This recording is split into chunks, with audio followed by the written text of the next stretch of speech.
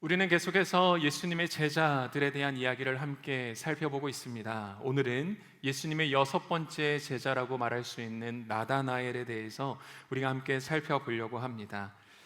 예수님을 만났던 빌립, 우리가 지난주에 함께 살펴봤었죠. 예수님을 만났던 그 빌립은 곧장 나다나엘을 향해서 가게 됩니다. 빌립은 벳세다 사람이었고 또 나다나엘은 갈릴리 가나의 출신이었기 때문에 두 사람은 모두 그 갈릴리 지역이라는 같은 동네의 사람이었기 때문에 아마 서로 알고 지내는 사이였지 않을까 싶습니다. 그리고 빌립은 그 나다나엘을 찾아가서 조금 전 자신이 만났던 그 예수님에 대해서 이렇게 소개하죠. 요한복음 1장 45절은 이렇게 말씀합니다. 빌립은 나다나엘을 찾아가 말했습니다. 모세가 율법에 기록했고 예언자들도 기록했던 그분을 우리가 만났소. 그분은 요셉의 아들 나사렛 예수시오. 예수님에 대한 이 빌립의 이러한 소개는 참 빌립다운 소개였다라고 생각이 듭니다. 상당히 논리적인 근거를 들어서 그 빌립은 예수님을 소개하고 있죠. 빌립에 따르면 예수님은 율법과 예언서를 통해 이미 약속된 메시아라는 것입니다. 그리고 이러한 소개가 나다나엘의 흥미를 끌기에, 관심을 끌기에 충분했습니다. 왜냐하면 나다나엘 역시 율법을 묵상하고 메시아를 기다리는 사람이었기 때문입니다. 그러나 빌립의 추가적인 설명이 나다나엘 마음 가운데 의문을 갖게 합니다. 빌립이 나다나엘을 향해서 이렇게 이야기하죠. 그분은 요셉의 아들이시며 나사렛 예수시다. 이러한 빌립의 말에 나다나엘은 의문이 생기기 시작합니다. 그리고 그 결과 나다나엘이 빌립을 향해 이렇게 이야기하죠. 나사렛에서 무슨 선한 것이 날 수 있겠느냐. 여러분, 나사렛이라는 동네는 어떠한 동네인가? 갈릴리 작은 시골 마을에 불과했습니다. 더구나 갈릴리라는 그 지역은 이방 나라와 경계 지역이 있었기 때문에 상당히 접촉이 많았던 지역이었습니다. 그러다 보니까 민족적인 순결이나 정통을 중요하게 여기는 사람들에게 갈릴리라는 그 지역은 메시아가 태어날 만한 장소는 아니었다라는 것이죠. 더 나아가 메시아는 유대 땅 베들레헴에서 태어날 것이라는 그 상식이 통용되고 있었던 것이 이 당시의 시대였기 때문에 나다나엘 생각 가운데 갈릴리에서 메시아가 태어났다? 이것은 충분히 의문을 가질 만한 말이었다라는 것입니다. 여러분, 의문이 생겼다. 누군가의 말에 나에게 의문이 생겼다라는 것은 어떠한 의미가 있냐면 내가 움직이지 않을 만한 충분한 이유가 있다라는 거예요. 우리는 분명한 근거에, 분명한 사실에 우리는 움직이기를 결정하지만 나의 삶 가운데 어떠한 의문이 생겼다라는 것은 어떤 의미냐? 내가 움직이지 않을 만한 충분한 이유가 있다라는 거예요. 그것이 의문이 나에게 사실이 되고 나에게 분명한 근거가 될 때까지 나는 그 움직임을 잠깐 보류할 수 있는 충분한 이유였다라는 거죠. 그런데 나다나엘은 그 의문을 가지고 예수님께로 가게 됩니다. 와서 보라 하는 그 빌립의 말에 나다나엘은 움직이기 시작했다라는 것입니다. 의문은 있었지만 비록 그 의문 가운데 움직이는 것이 어쩌면 나다나엘의 입장에서는 시간 낭비일 수 있었겠지만 그는 기꺼이 움직이기를 결정했다라는 것입니다. 여기서 잠깐 우리는 나다나엘의 이러한 모습을 통해 우리는 신앙생활을 갖고 하고 있는, 우리는 신앙생활을 하고 또한 그렇게 살아가고 있는 우리에게 도전이 되는 모습을 우리는 발견하게 됩니다. 여러분, 빌립의 말을 듣고 나다나엘에게는 의문이 생겼어요. 예수라는 그가 과연 메시아가 맞을까? 분명히 구약의 약속에 따르면 메시아는 베들레헴에서 태어날 것이라고 이야기했는데 나사렛 사람이라는 그 말을 듣고 내가 움직이는 것이 맞을까? 라는 이러한 의문이 나다나엘 가운데 있었겠지만 그는 와서 보라 하는 그 빌립의 말에 움직이게 됐다라는 것이죠. 그리고 와서 보라 하는 그 빌립의 말에 움직였고 그리고 그 예수님을 만나자 나다나엘은 진정한 예수님이 그 메시아라는 것을 깨닫게 됩니다. 만약 의문이 들었다고 해서 지금껏 내가 이해하고 경험한 것과 다르다고 해서 만약 이 나다나엘이 예수님께로 가지 않았다면 그는 예수님을 경험할 수도 만날 수도 없었을 것입니다. 여러분, 우리가 신앙생활을 하다 보면 그럴 때가 있죠. 가끔 이해되지 않는 순종을 하나님께서 우리에게 요구하실 때가 있어요. 말씀을 통해 누군가의 입술을 통해 하나님께서는 우리에게 이해되지 않는 순종을 이야기하실 때가 있다는 것입니다. 그런데 그 순종의 범위가 내가 지금껏 경험해봤고 또 내가 판단하기에 나름대로 할 수 있는 거라는 생각이 든다면 조금 더 가벼운 마음으로 그 순종에 우리가 움직이기는 하겠지만, 문제는 무엇인가? 내가 한 번도 경험해보지 못한 순종을 요구하신다면 이야기는 달라진다라는 거예요. 내가 한 번도 경험해보지 못한 순종이요. 여러분, 온갖 의문이 들기 시작하죠. 내가 과연 할 수 있을까? 이게 진짜 하나님께서 나에게 말씀하신 것이 맞을까? 그리고 이러한 의문이 내 안에서 계속해서 쌓이기 시작하면 우리의 마음은 점점 방어적으로 바뀌어지기 시작합니다. 그리고 눈빛은 사나워지기 시작하죠. 하나님을 똑바로 쳐다보지 않아요. 약간 비스듬히 하나님을 째려보기 시작해요. 진짜요? 여러분, 이랬던 적 없으신가요? 간단한 예를 들어서, 여러분, 요즘 기도에 응답도 없는데 내가 기도회를 계속 가야 하는 것인가? 이런 의문이 여러분들의 마음 가운데 들어봤던 적은 없으십니까? 그냥 좀 더 집에 일찍 가서 쉬는 게 더 나은 현명한 선택이지 않을까? 하나님께서 또 오늘도 기도에 응답이 없으실 텐데. 여러분, 이런 의문이 여러분들 마음 가운데 있어 본 적은 없으십니까? 여러분, 예수님께서 우리에게 순종을 요구하실 때, 저와 여러분들에게 예수님께서 말씀으로 순종을 요구하실 때 예수님께서 기대하시는 순종의 모습은 도대체 무엇일까요? 제자들의 삶을 묵상하면서 발견하게 되는 것은, 그리고 예수님께서 요청하시는 그 순종의 모습은 무엇인가? 해라! 예, 주님, 제가 하겠습니다. 이러한 즉각적인 순종을 예수님께서 요구하시는 것인가? 근데 말씀을 묵상하면서 그건 아닌 것 같더라고요. 예수님께서 우리에게 기대하시는 순종은 무엇인가? 해볼래? 내가 이것을 너에게 너무나 원하는데, 너가 이것을 나의 삶 가운데 보여준다면 너무나 좋을 것 같은데 너 한번 해볼래? 주님, 가능할까요? 한 번도 제가 경험한 적이 없고 지금 당장 제 머릿속으로 이해되지 않는데 그래도 한번 해볼까요? 너무나 갈등이 되는데 그래도 한번 움직여볼까요? 그렇게 조심스럽게, 비록 더디지만 그래도 해보려고 하는 마음을 주님은 귀하게 여기신다라는 것이죠. 여러분, 대표적인 예가 베드로 아닙니까? 물고기를 잡는 데 있어서 예수님보다 베드로가 한 수 더 위였습니다. 베드로가 더 전문가였죠. 그런데 예수님께서 베드로에게 뭐라고 말씀하시냐면, 너는 깊은 곳으로 가서 그물을 던지라고 이야기하세요. 밤새 그물을 던졌지만 아무 소득이 없는 베드로에게 예수님께서 뭐라고 말씀하시냐면 배 오른편으로 그물을 내리라고 하세요. 그 말을 들었던 베드로의 마음 가운데 의문이 들기 시작하죠. 내가 더 전문가인데, 내가 지금 더 경험이 있는데. 근데 그 베드로가 의문을 갖고 그물을 던집니다. 그러자 그곳에서 베드로는 예수님 되심을 경험하게 되었다라는 것이죠. 여러분, 우리가 믿음의 자리에 머물러 있다 보면 우리는 의문을 가질 수밖에 없습니다. 우리가 신앙생활을 하며 살아가다 보면 우리의 삶 가운데 의문을 가질 때가 분명히 찾아온다라는 거예요. 이건 피할 수 없습니다. 그리고 하나님께서 나에게 이해되지 않는 순종을 요청하실 때가 있어요. 근데 그 하나님의 순종과 우리의 삶 가운데 찾아오는 의문 가운데 우리는 과거의 경험으로 나는 할 수 없어 라는 이러한 편견으로 순종을 거부할 때가 있다는 거죠.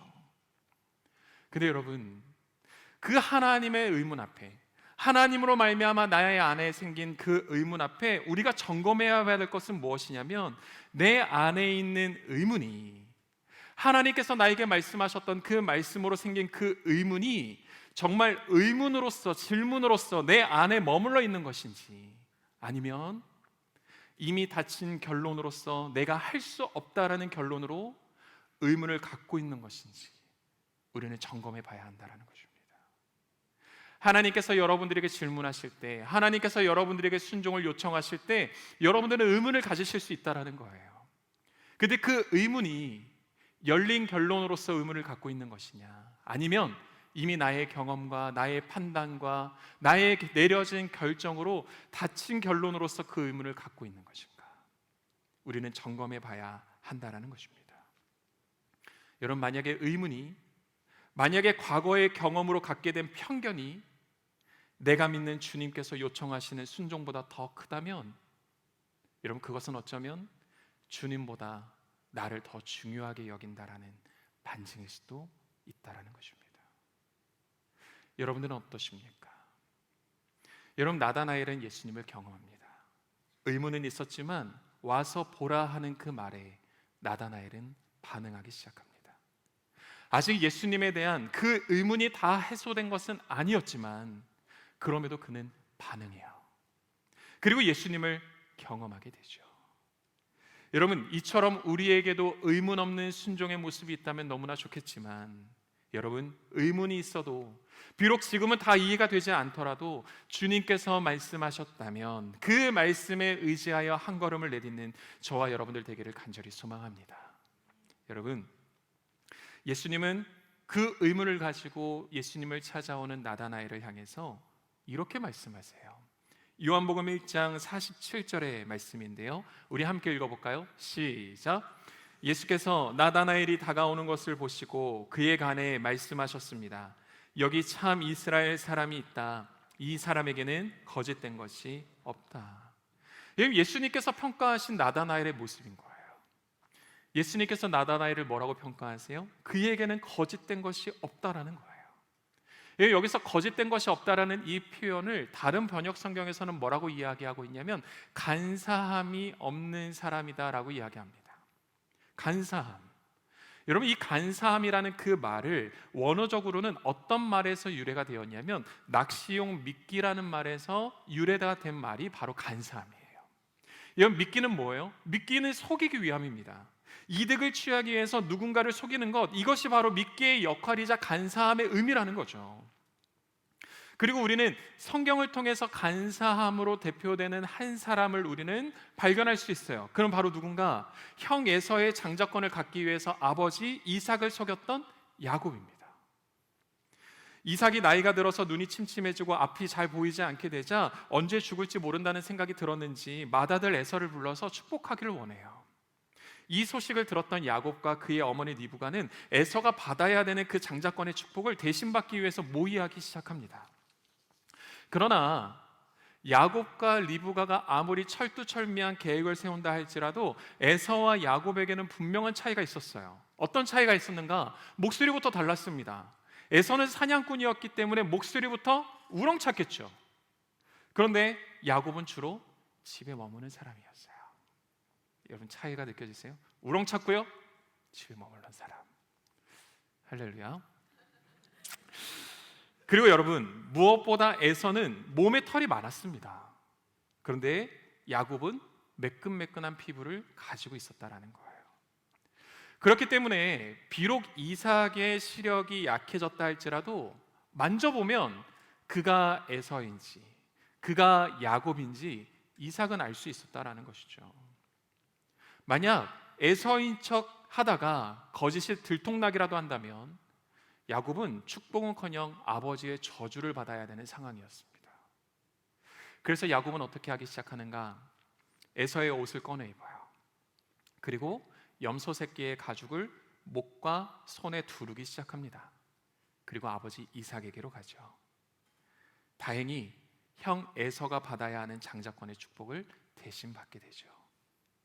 여러분, 나의 이득을 위해서 누군가를 속이는 것, 이게 바로 간사함의 모습이다라는 거예요. 그런데 지금 예수님께서 나다나엘을 보시고 뭐라고 말씀하시냐면 이 사람 가운데는 간사함도 거짓된 것도 없다라는 것입니다. 엄청난 칭찬인 거죠. 여러분, 그렇다면 우리를 보시고 예수님께서 저와 여러분들의 모습을 보시고 우리에게는 뭐라고 말씀하실까요? 우리를 보시고 예수님께서 거짓됨과 간사함이 없는 사람이라고 이야기하실까요? 아니면 예수님이 입을 그냥 닫아버리실까요? 너무 셀 수 없는 간사함이 많아서요. 안타깝지만 우리에게는 아니듯 하면서도 내면 깊은 곳에 간사함의 모습이 하나씩은 우리에게 있습니다.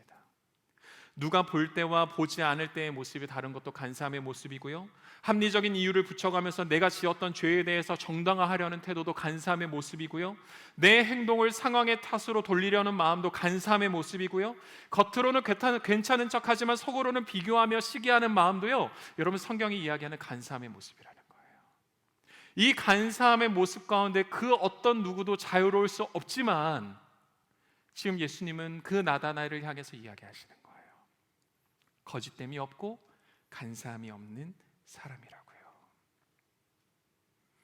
사람의 마음을 두루 감찰하시는 주님께서 인정하시는 사람이 바로 나다나엘이었다라는 것입니다.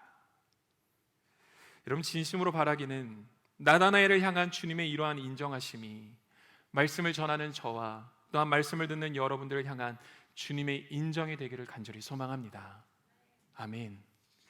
여러분, 그렇다면 우리는 어떻게 간사함이라는 것을 멀리할 수 있을까요? 그리고 우리가 꼭 그 간사함이라는 것을 멀리해야 하는 것일까요? 우리가 살아가다 보면 죄에 대해서 정당화하려고 하는 것을, 합리화하려는 것을 우리는 한 번쯤 경험해 보지 않나요? 그리고 내가 이럴 수밖에 없었다라는 이유에 대해서 다른 누군가의 이유와 다른 어떤 상황에 대해서 우리가 핑계대 본 적 있지 않으신가요? 그리고 세상은 그렇게 살아가요. 근데 성경은, 근데 하나님은 그 간사함을 멀리하라라고 이야기하시는 거예요. 여러분, 우리가 그 간사함을 분명 멀리해야 되는 것일까요? 예, 우리는 그 간사함을 멀리해야 됩니다. 멀어질 수 있다면 우리는 간사함과는 최대한 멀어져야 해요. 왜냐? 저와 여러분의 주님께서는 그 간사하고 거짓된 마음을 싫어하시기 때문이거든요. 베드로전서 2장 1절의 말씀을 우리가 함께 읽어보면 좋을 것 같은데요, 함께 읽어볼까요? 시작. 그러므로 여러분은 모든 악의와 모든 거짓과 위선과 시기와 모든 비방의 말을 버리십시오. 여러분, 우리가 간사함을 멀리해야 되는 것은 뭐냐? 우리가 사랑하는 그 주님이 그 간사함의 모습을 싫어하시기 때문이라는 거죠. 그 거짓됨의 모습을, 세상은 모두가 그렇게 거짓된 모습을 가지고 살아가지만 내가 사랑하는 그 주님이 그 거짓된 모습을 싫어하시기 때문에 우리는 그 거짓된 모습을 우리는 멀리해야 한다는 것이죠.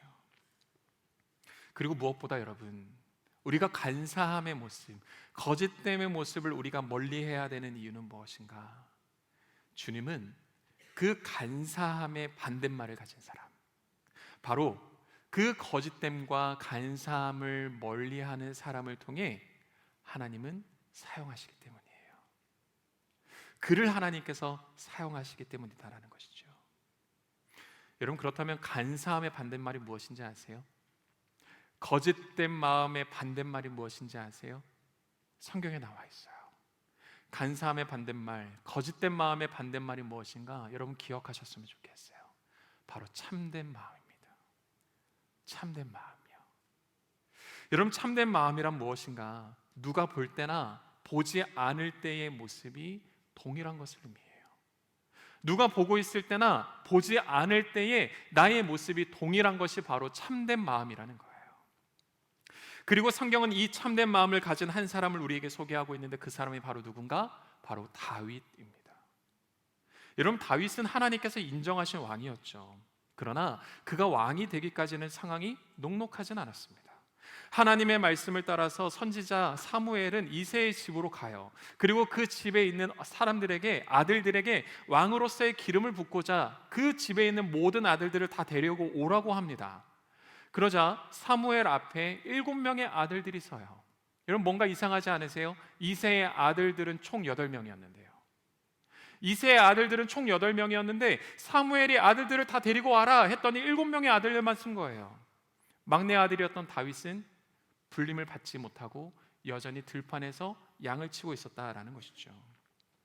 그런데 그렇게 가족에게조차 인정받지 못했던 다윗에게 하나님께서는 기름을 부으시고 그를 하나님의 왕으로 세우세요. 이유가 무엇일까? 왜 가족에게조차도 인정받지 못했던, 그리고 들판에서 양이단 치던 그 다윗을 왜 하나님은 하나님의 왕으로 세우기를 원하셨을까? 여러분, 그 말씀이 성경에 기록되어져 있는데, 그리고 그 말씀을 여러분들과 함께 나눠보길 원하는데, 이 말씀이 여러분들에게 암송되는 말씀이 되길 원하고 이 말씀을 여러분 붙드시기를 간절히 소망합니다. 하나님께 쓰임받는 사람, 그것은 바로 이거예요. 시편 78편 70절부터 72절입니다. 우리 함께 한 목소리를 합독할까요? 시작. 하나님은 또한 다윗을 선택해 그분의 종으로 삼으셨고 그를 양 우리에서 끌어내 새끼를 둔 어미 양을 치던 그를 불러 그분의 백성 야곱을 그분의 소유 이스라엘을 치는 목자가 되게 하셨다. 그리하여 다윗은 참된 마음으로 그들을 먹이고 능숙한 솜씨로 그들을 인도했던 것이다. 아멘. 여러분, 하나님께서 다윗을 왕으로 선택하신 것, 하나님께서 가족에게조차 인정받지 못하는 그 다윗을 들어 하나님의 쓰임받게 하셨던 이유는 그 다윗에게 참된 마음이 있었다라는 거예요. 여러분, 참된 마음이 뭐라고요? 누가 볼 때나 누가 보지 않을 때나 동일한 모습을 가진 거예요. 앞과 뒤가 같은 사람이라는 거예요. 여러분들은 앞과 뒤가 같은 사람이십니까? 여러분들은 누가 볼 때나 보지 않을 때 여러분들의 모습은 동일한 모습을 갖고 계십니까? 그래서 여러분, 참된 간사함의 반대말이 무엇인가? 그것이 바로 참된 마음이라는 거예요. 거짓된 마음의 반대말이 무엇인가? 그게 바로 참된 마음이라는 거예요. 여러분, 그러면 어떻게 이 다윗은 그 참된 마음을 가질 수 있었을까요? 어떻게 그 다윗의 마음에는 거짓된 마음이 없었을까요? 시간 관계상 넘어가도록 하겠습니다. 여러분, 다윗의 직업은 목동이었기 때문에 그는 형들의 양을 함께 돌봐야만 했어요. 목동은 양을 돌보는 것뿐만 아니라 늑대나 곰과 같은 짐승이 위협을 할 때면 그 양을 대신해서 싸우는 것이 바로 목동의 역할이었습니다. 그렇다면 여러분, 다윗이라고 7명의 형들과 모두 친했을까요? 그렇지 않습니다. 다윗을 미워하는 형들이 있었어요. 누군가가 나를 미워한다면 나도 누군가를 미워하게 되겠죠. 그러니까 다윗도 자기를 싫어하는 형을 보면서 그 마음이 편하지만은 않았을 거예요. 근데 여러분, 한번 생각을 해보세요. 다윗이 들판에서 양을 치고 있는데 갑자기 늑대가 나타난 거예요. 근데 그 늑대가 마침 나를 싫어하는, 그래서 나도 불편한 마음을 가지고 있는 그 형의 소유의 양을 향해서 그 늑대가 쳐다보더니 그 늑대가 그 양을 향해서 달려가기 시작하는 거예요. 그리고 그 늑대가 내가 싫어하는 형의 양의 목덜미를 딱 물은 거죠. 그럼 여러분 어떻게 하시겠어요? 우리였다면요. 아이쿠, 못 봤네. 오, 여러분 이러지 않겠어요? 근데 다윗은요, 어떻게 했는가? 늑대에게 위협받는 내 양을 구하기 위해서 사력을 다하는 것처럼 내가 싫어하는 형의 양을 구하기 위해서도 사력을 다했다라는 거예요. 들판에 아무도 없어도요. 아무도 없어도, 나를 지켜보는 사람이 아무도 없어도 내가 싫어하는 형의 양을 구하기 위해서 마치 내 양을 구하는 사력을 다하는 것처럼 사력을 다하는 것이 다윗의 모습이었다라는 것입니다. 주님은 바로 다윗의 이런 모습을 보셨다라는 거예요. 그리고 이런 다윗을 향해서 주님이 뭐라고 칭찬하시냐면 참된 마음을 가진 사람이다라고 이야기하는 겁니다. 여러분, 예수님은 나다나엘을 향해서 간사함이 없다, 거짓됨이 없다, 참된 마음을 가진 사람이다라고 이야기합니다. 그러자 너무나 과분할 정도로 칭찬을 들었지만 나다나엘 입장에서는 궁금해지기 시작했어요. 아니, 주님, 저를 어떻게 하세요? 나다나엘이 예수님께 이렇게 질문한 거예요. 왜냐면요, 여러분, 본문에서 예수님과 나다나엘은 처음 만났거든요. 처음 만났는데 갑자기 예수님께서 나다나엘을 향해서 너에게는 간사함이 없다, 너에게는 거짓됨이 없다, 너는 참된 마음을 가진 사람이다 라고 이렇게 이야기하니까 나다나엘은 궁금해지기 시작한 거죠. 아니, 처음 만났는데 저분이 나를 어떻게 알고 저렇게 이야기하는 거야? 고맙긴 한데 말이지. 그러자 예수님께서 나다나엘에게 뭐라고 말씀하시냐면, 그리고 그 대답을 듣은 나다나엘의 반응은 이러했습니다. 요한복음 1장 48절 49절인데요 우리 함께 한 목소리를 읽어볼까요? 시작. 나다나엘이 물었습니다. 어떻게 저를 아십니까? 예수께서 대답하셨습니다.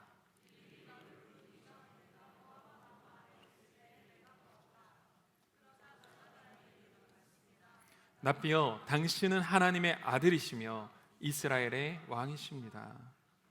여러분, 유대 문화에서 무화과 나무 아래에는 특별한 장소, 의미가 있는 장소였어요.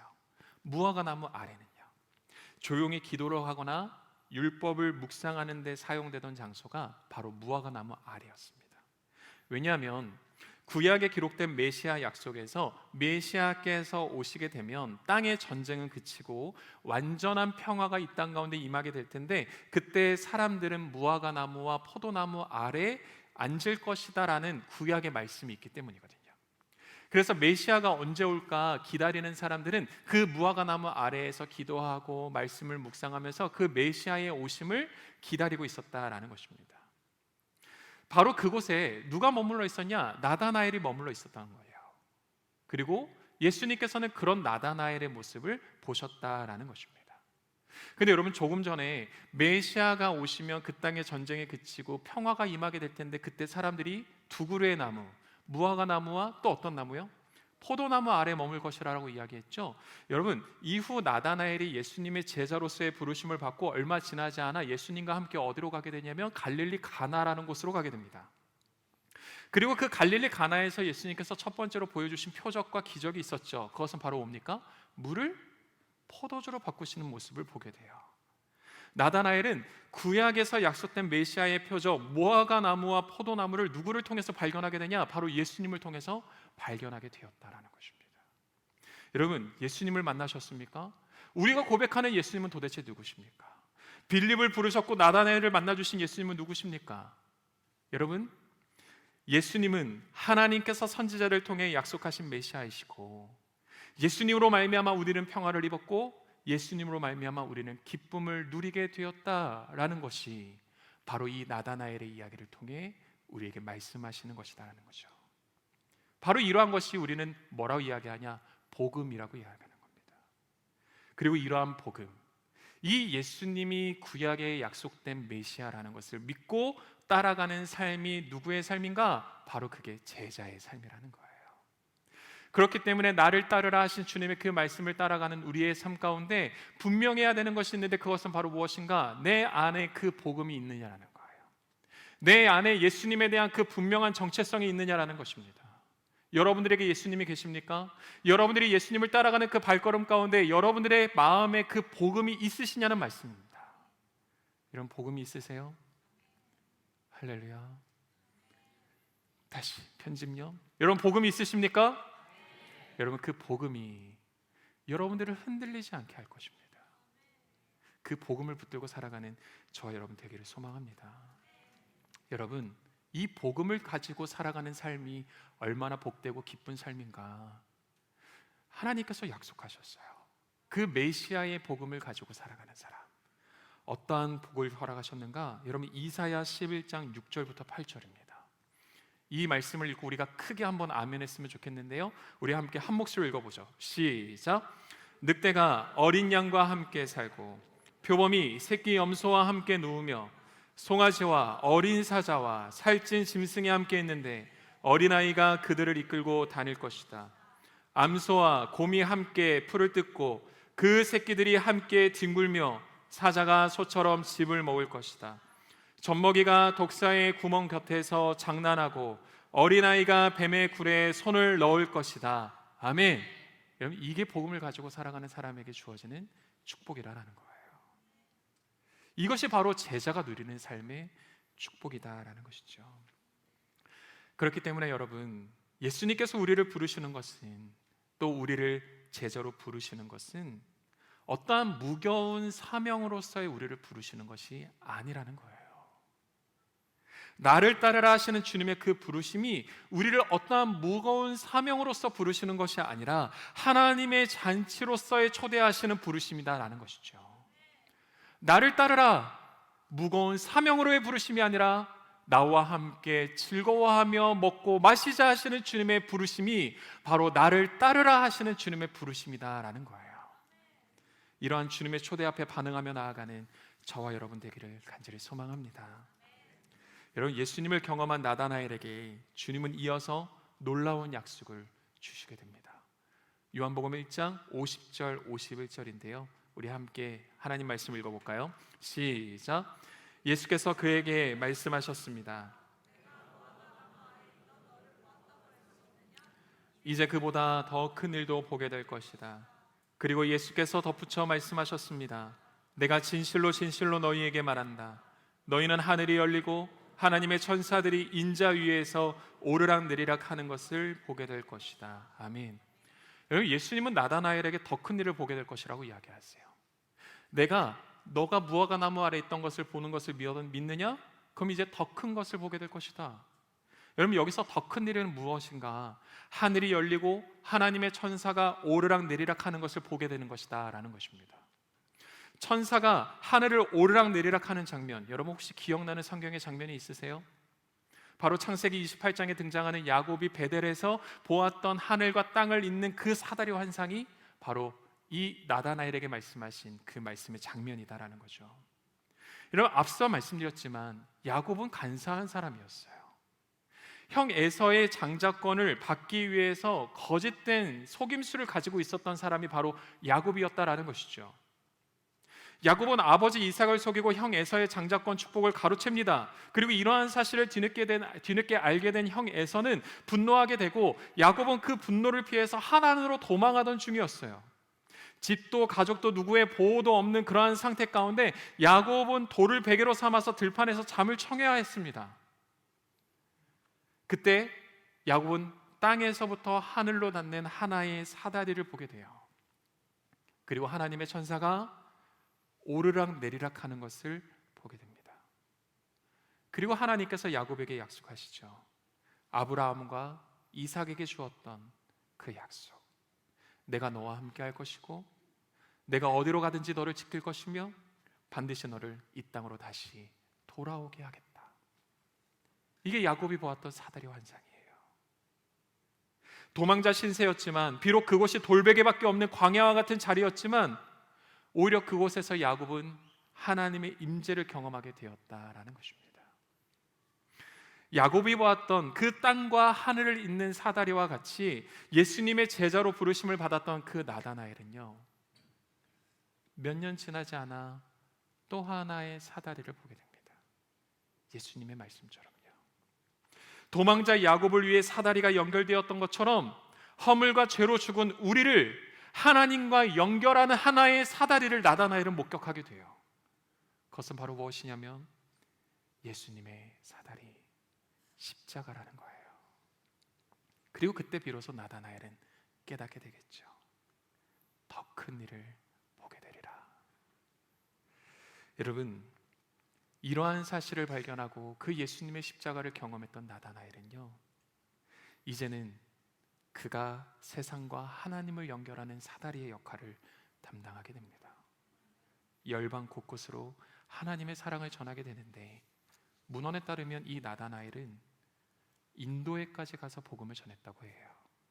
그리고 그는 복음을 전하다가 산채로 피부가 벗겨진 뒤 참수형을 당했다라고 이야기합니다. 그래서 미켈란젤로의 작품인 최후의 심판이라는 그 그림을 보게 되면 벗겨진 피부를 가지고 있는 한 사람이 나와요. 그가 바로 나다나엘이거든요. 여러분, 말씀을 좀 정리해 보려고 합니다. 나다나엘, 그는 빌립을 통해서 예수님에 대한 소식을 듣게 돼요. 그리고 어쩌면 그 빌립이 전했던 이야기, 그 이야기를 듣고 나다나엘 마음 가운데는 의문이 생겼기 때문에 어쩌면 예수님을 만나는 것이 시간 낭비라며 예수님께 가지 않을 수도 있었어요. 근데 와서 보라 하는 그 빌립의 말을 듣고 나다나엘은 예수님께로 가게 되죠. 의문이 있었지만 갔다라는 거예요. 아직 그 의문이 해소된 것은 아니지만, 그 의문이 사실로 결정된 것은 아니지만 갔다라는 거죠. 그리고 그곳에서 예수님을 만나게 돼요. 자신이 그토록 무화과 나무 아래에서 기다리고 바라고 있었던 예수님을요. 여러분, 신앙생활은요, 이해되었기 때문에 하는 것이 아니라, 비록 지금은 이해가 되진 않지만 그곳에 주님이 계신다면, 그리고 주님이 말씀하셨다면, 그리고 그곳에 주님이 계신다면 그것으로 발걸음을 내딛는 것이 바로 신앙생활이라고 이야기하는 것입니다. 여러분들의 삶 가운데 이해되지 않는 자리가 있으십니까? 또 하나님께서 여러분들에게 뭔가를 요청하셨는데 아직 나에게 다 납득이 되지 않는 거예요.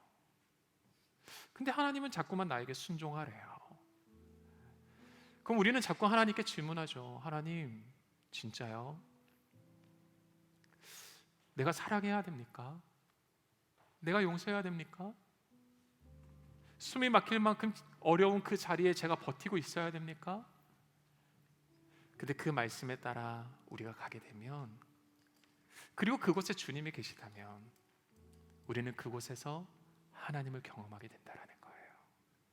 그게 나다나를 통해서 저와 여러분들에게 주시는 하나님의 말씀인 것이죠.